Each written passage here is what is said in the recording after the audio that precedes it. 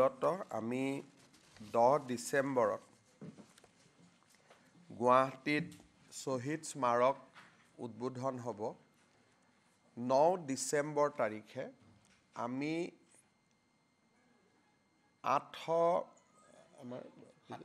60 গৰাকী আমাৰ অসম আন্দোলনত 860 গৰাকী শ্বহীদে প্ৰাণ আহুতি দিছিল দেশ মাতৃক স্বাৰ্থত বা দেশ মাতৃক ৰক্ষা কৰাৰ বাবে।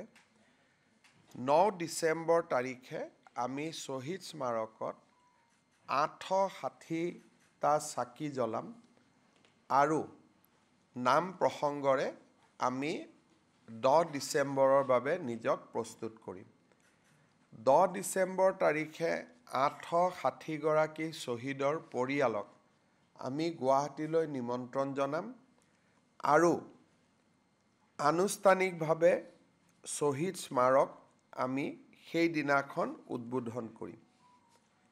সমান্তৰালভাৱে অসমৰ প্ৰতিখন জিলাতে এইবাৰ শ্বহীদ দিৱস পালন কৰা হ'ব আৰু প্ৰায় 1000ৰ পৰা 10,000লৈ জিলাসমূহৰ জনসংখ্যা অনুসৰি শ্বহীদ প্ৰণামো তোমাক এই গীতটি আনুষ্ঠানিক পৰিৱেশন কৰা হ'ব।